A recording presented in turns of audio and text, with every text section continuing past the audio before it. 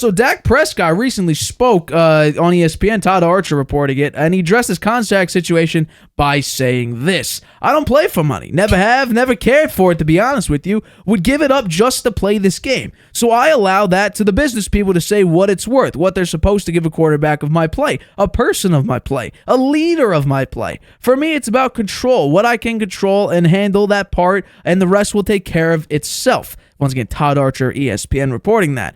But I want to know, what's your reaction to Dak's comments? I'm a little surprised. I've never heard a professional athlete say that money didn't matter.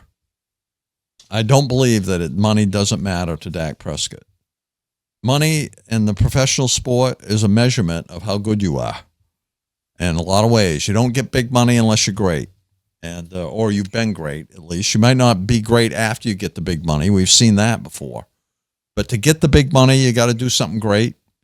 And most of the players who achieve that want to continue to get the big money. And I can't believe Dak Prescott doesn't want big money. I mean, he's leaving it up to his business people. Well, do you think he told his business people, just accept whatever they offer? I doubt he said that to them. Do you think? No. I'm sure he didn't say that to them. So I don't quite buy it.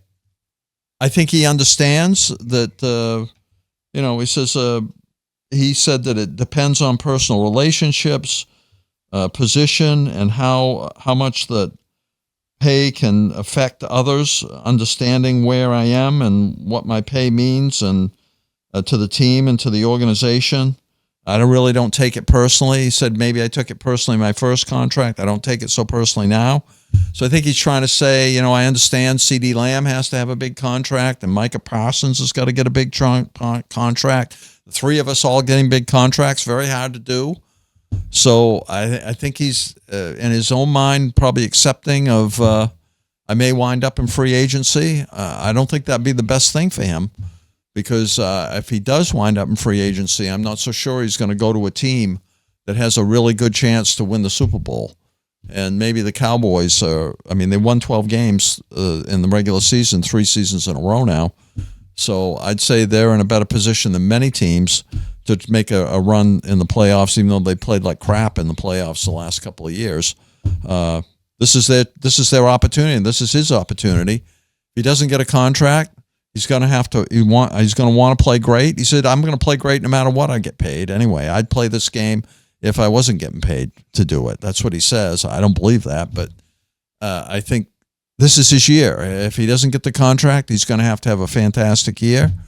And if he wants to wind up either back with the Cowboys on another big contract or with another team with a big contract that has a chance to win.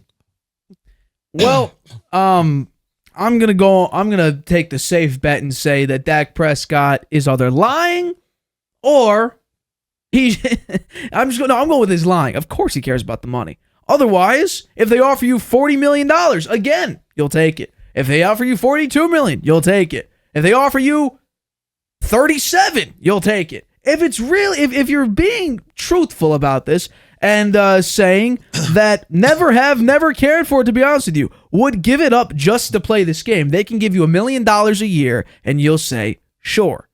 But that's not going to happen. Not going to happen. It's not realistic. It's flat out not going to happen. He did hedge his bets a little bit by saying it's the business people that manage it. Right. He's just waiting for them to make the deal. Right. And I think Dak is Dak's playing with a little bit of fire, I think, because it is true. It's very, very true. He has a no trade. He doesn't have a no trade clause. He has a no trade clause. He has a no franchise tag clause. He is playing. He's got the leverage. He's got the leverage here with the Cowboys, no doubt. Absolutely. So he's basically saying whatever he wants to do because guess what? It's really up to the Cowboys to decide whether or not they want him. And if they don't extend him, this is the real kick in the midsection. If they don't extend him before the deadline, which towards 2025. He'll basically cost the Cowboys $40.1 million in a cap hit. So he's a very expensive player.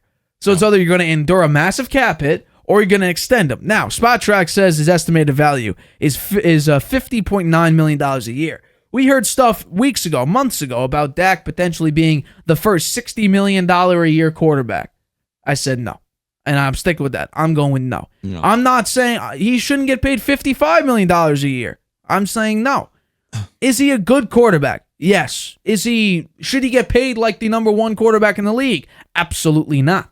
Save that for Burrow. Save that for Mahomes. Save that for Jalen Hurts or whoever, Lamar Jackson. Save it for those types of guys. Do you think he can get a Goff contract? $53 million? I'm going 50. I'm going with even below spot track. 4 years, $200 million. Let's go with $50 million a year. Because what we've seen recently is in playoffs, you're not very good. You have hurt your team more than helped. You have a head coach who, maybe is not the greatest head coach in the world. However, he's not the worst because he's been able to go to 12 wins during the regular season each of the past 3 seasons.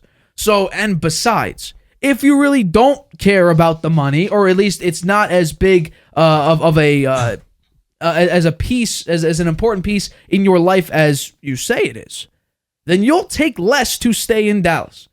Because that allows you to keep CeeDee Lamb. That allows you to keep Micah Parsons. That allows you to be competitive. Exactly. So if it's true, a Brady play. Yeah. You ought to think like Tom Brady. Brady gave up money so that they could sign these other players, and he won 7 Super Bowls. So yeah, I think maybe he ought to.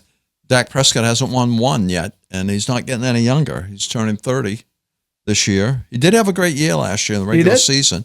He was in the talk for the MVP for a while, and he improved his stats a lot. He kept the interceptions down. He had a lot of yards. He has some good targets to throw the ball to. The running back situation, I don't know. They got Zeke as the number 1 running back, so I don't see that they've upgraded that the way I thought they were going to. But Jerry Jones didn't go after anybody big. I guess in his mind, he wants to try to hang on to these 3 players, and he knows he's going to have to shell out a ton of money to make it happen. And he may not be able to do it for all 3. And I think if he does, if the Cowboys do allow him to hit the open market, Trey Lance is probably going to be the quarterback of the future. Because what we heard already is that they already know what Cooper Rush is like. He's been the quarterback, too, for a number of years, and even started a couple games when Dak was dealing with an injury. He's not a starter, though, for the league. Well, let's see. Because right now, what Justin Fields is going to do in the preseason, he may play 90% of the preseason snaps. And that's just for the QB2 battle. Which, if he doesn't perform well, and depends on if he plays with the starters or not, I guarantee you he'll get some reps in the preseason with the starters. We'll have to wait and see whether or not Trey Lance is their guy, because if he still is not good enough to be raised on the depth chart to quarterback 2, they're going to need to re-sign Dak at an offer that Dak's going to need to be happy with. His agents are going to need to be happy with. His business people are going to need to be happy with. Because if they don't, they are in a lose-lose situation where they either say, Trey Lance was okay, not great, couldn't beat out Cooper Rush in the preseason, but we're going to go with him because he's young, 6'4", 220, and he has an incredible upside potential if we get the right coaching in the next couple of years. They're gonna, if Trey Lance cannot beat out Cooper Rush, which I think a lot of people assume he will, if he can't beat out Cooper Rush for the QB2 spot, and Dak is basically, he has a full house right now. He has a full house on the board. Cowboys are going to be screwed because they're either going to try to draft and hit a quarterback, or they're going to need to take a complete shot in the dark, or overpay Dak Prescott, which they already did before, where Jerry Jones said that Dak Prescott got him, paying him 4 years, $160 million, $40 million a year. You think they overpaid him in this last contract? If Jerry Jones says, you got me, and this, by the way, this was 4 years ago, coming up to now. I think that was a pretty good investment in the last contract. Look how well Dak Prescott played the last 4 years in the regular season. I don't care about the regular season. He made the playoffs every year. I mean, right? He made the playoffs every year. They won 12 games 3 years in a row.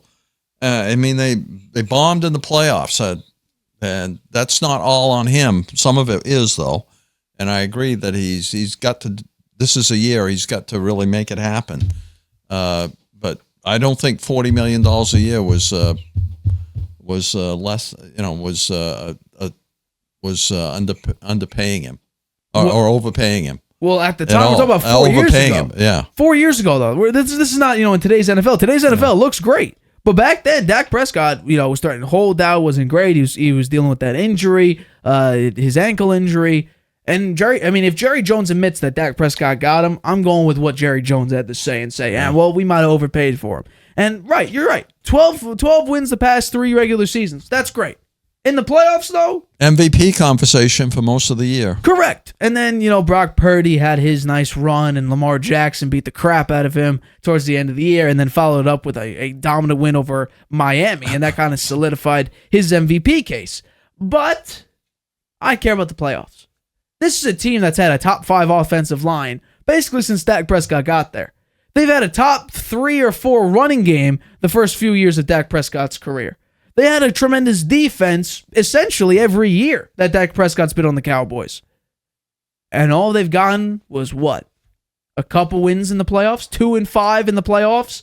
I don't think they've made an NFC. They haven't made an NFC They championship have to figure game. that out. Dak Prescott and the Cowboys. The defense stunk in the game last year, right? The defense let the Dak Packers. Prescott threw 2 interceptions. Yeah, but the defense stunk as well. They couldn't score. Okay. The defense was not great. But if you can't score a touchdown in the first half. Micah Parsons played terrible in that game. And in big games, Micah Parsons has not had the best game. Look at the 49ers last year. Against that game, he had, 1 tackle? So he was shut down basically the entire game. However, this team, the Dallas Cowboys, for me, and including with Dak Prescott, it's the Philadelphia 76ers and Joel Embiid. They can't make it to a conference final game whatsoever. They play great in the regular season. Dak puts up pretty good numbers in the regular season. And when it comes to playoff time, they shrink. Everybody shrinks. Defense gets worse. The offense plummets. Joel Embiid doesn't play very well, like Dak Prescott. Everything just falls apart, and you can't make it beyond the first round. Or if you play the wild card game, in this case, you can't even make. You can't make it past the wild card game or divisional round. I mean, the Cowboys are the Philadelphia 76ers. Seem great, can't win playoff games. 2-5. If the Dak Prescott has the worst playoff winning percentage, a minimum 5 games played in NFL history. I'm sticking with it. You pay him $45 million. Pay him $50 million a year, and just see where you go with it. But you're gonna need to take less if you want to seriously contend in today's NFL. With the fact that you're getting older, CeeDee Lamb needs to get paid, Micah Parsons needs to get paid. You are the big 3. If Dak Prescott makes over $55 million a year, someone is going to need to take massively less, or will be asking for a trade. Yeah. Well, Dak Prescott has said it. Money isn't that important, so I don't believe it for a second. Respectfully, I don't believe it for a second. So the Cowboys ought to come out tomorrow with an offer of $45 million a year. And Dak Prescott shakes their hand and say, "Thank you. I'll see you next year. I'll see you for the next 4 years." Then we'll find out that Dak wasn't really telling us the truth on that one. Yeah, it's not going to happen. Yeah. Hi, everybody. Thanks for watching. Make sure you subscribe here to get the latest from the show. Also, if you want to check out the full episode, make sure you click the I in the top right-hand corner right now. If you want to listen to this show anywhere you go, make sure you go to anchor.fm/The Harvey Hour or anywhere you get your podcasts.